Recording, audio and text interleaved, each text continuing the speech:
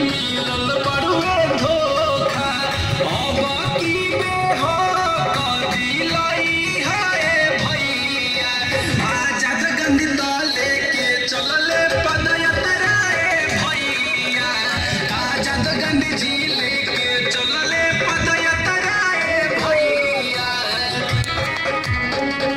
Mic क्या हुआ mic?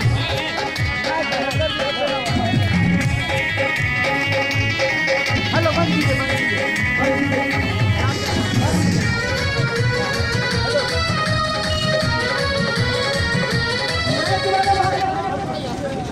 जननायक कर्पूरी ठाकुर को भारत रत्न से सम्मानित करना होगा।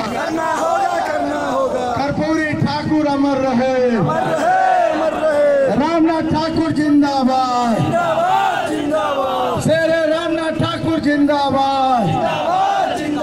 कर्पूरी ठाकुर अमर रहे। पदयात्री एकता जिंदाबाद।